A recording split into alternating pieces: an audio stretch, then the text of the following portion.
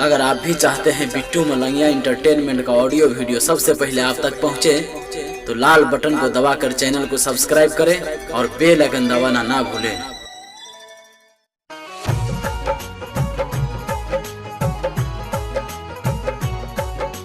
अखन अहाँ सब सुन रहल छी मलंगिया रिकॉर्डिंग स्टूडियो के शानदार प्रस्तुति।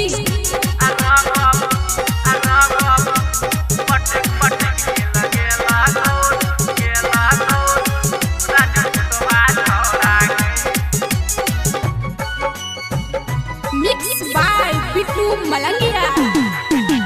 गुअरवा छौरा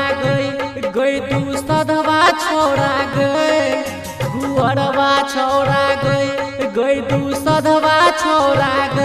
आ रंग पटक पटक के लगेला तो राजपूतवा छौरा आ रंग पटक पटक के लगेला तो राजपूतवा छौरा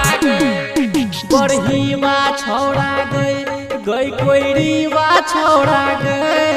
बरहीवा छौरा गई कोइरीवा छौरा रंग पटक पटक के लगेला गौ राजपूतवा छौरा आ रंग पटक पटक के लगेला गौ राजपूतवा छौरा सुमित सतीश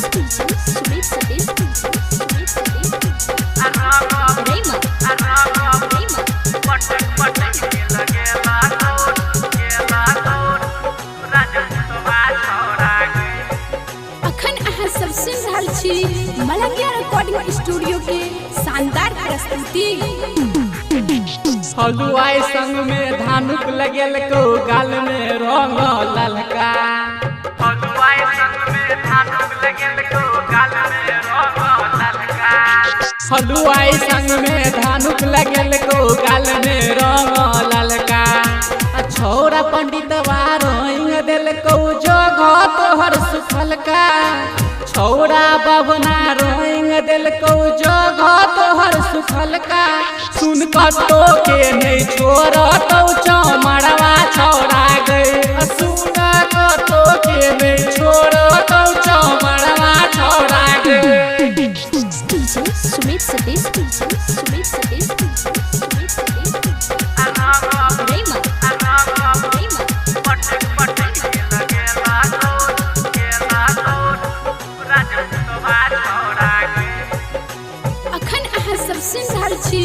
मलंगिया रिकॉर्डिंग स्टूडियो के शानदार प्रस्तुति।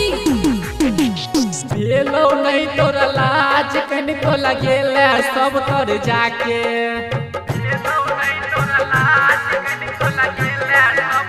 हाँ भेलो नहीं तोरा लाज कनिको लगेला सब तर जाके दीपक दीवाना छौरा लगेल को घर में जाके दीपक दीवाना छौरा लगल को घर में जाके ककेल को ऊपर नीचा गिला बिटुआ छौरा गई ककेल को ऊपर नीचा गिला छौरा रबना छौरा गई बरहीवा छौरा गई कोइरीवा छौरा बरहीवा छौरा गई कोइरीवा छौरा